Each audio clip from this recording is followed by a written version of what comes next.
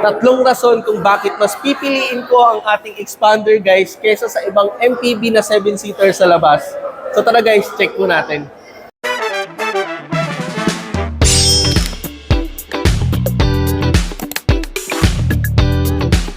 Ito yung pinakaunang rason guys kung bakit mas pipiliin ko yung expanders. Umpisa na po natin guys dito sa infotainment system po natin. Grabe no, yung infotainment natin almost 10 inches na po yan. So ang pinapakita ko po sa inyo guys is expander cross. Pero same lang po ito dun sa expander GLS automatic po natin. So grabe guys, ayan, tignan nyo naman po yan kung gaano kalaki yan, di ba? Ayan, mas may enjoy nyo na po guys yung infotainment natin or multimedia system po natin. At hindi lang yan guys no, may isa akong ipapakita po sa inyo na nandito na rin po sa expander po natin. Tignan nyo naman po to guys pag i-reverse po natin. Pag magre-reverse po tayo guys, tignan po natin guys yung infotainment or multimedia system po natin. Tignan nyo po guys. Pupunta ko sa reverse. Neutral muna tayo. Yan, din pupunta ko guys sa reverse. And wala! Ayan, meron lang naman po tayong multi-around or 360-degree camera guys. Grabe, napakalinaw niyan. Tsaka ang nagustuhan ko pa dito guys, so, ay no, pwede mo siyang ilipat-lipat kung saan mo siya pwedeng anggulong tignan. Tsaka hindi lang yan guys, no. Pwede ko pang palitan guys yung kulay ng unit. Like for example, yung kulay ng unit ko, ayan no, green bronze metallic, ayan, pearl white, no, kasi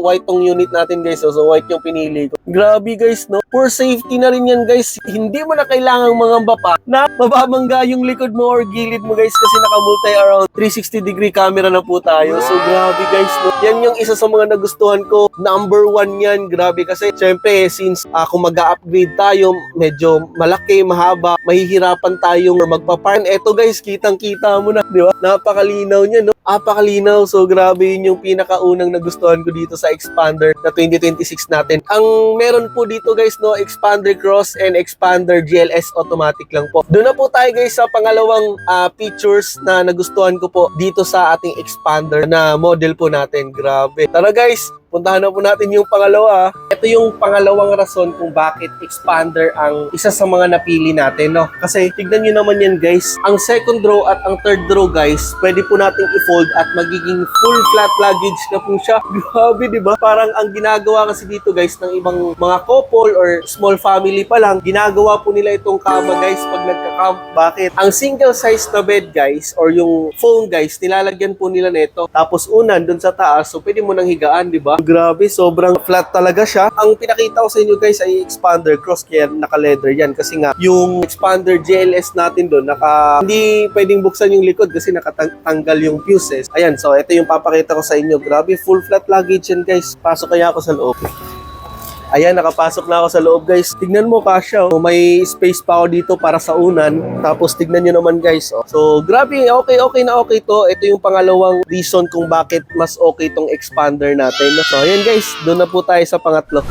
So ito yung pangatlong reason guys kung bakit mas okay tong expander natin. So tara guys, check natin yung pinaka-gulong or mags niya. So ayan guys, nakikita nyo naman yan. Gumamit po tayo guys dito ng two-tone na multi-spoke na rim. Tapos guys, ang size niya is R17 guys, no? And ang gulong naman niya guys, size niya is 205 by 55 po. Ang purpose po niyan guys kung bakit R17 kasi yung ibang nakikita ko sa labas guys, R16 lang. Minsan pa nga, yung iba dyan, R15 lang yung size ng rim natin eh. Pero dito guys, sa atin is R17 na, no? So, ang maganda dito guys, mas mataas yung ground clearance po natin kumpara po dun sa ibang model po. So grabe, 225 lang naman guys millimeter ang ground clearance po ng ating expander, no? So sabi nga dito, best in class ground clearance. Yun yung nagustuhan ko sa ating expander guys, no? At hindi lang yan guys, meron pa tayong bonus na na-discover ko dito sa ating expander.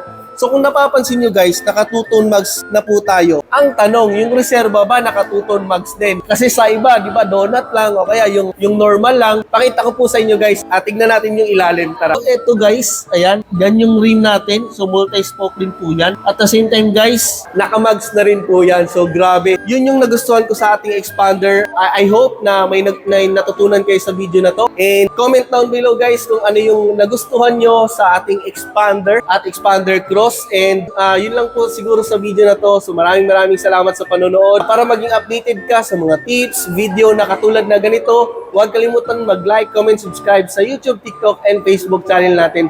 So yun lang po guys. Shoutout nga po pala kay Sir Noel, kayong top likers natin dyan sa Abad Santos. So grabe, thank you so much. And sa mga gusto magpa-shoutout, comment down below lang din. So yun lang po guys, see you sa next vlog, see you sa next video. Bye-bye!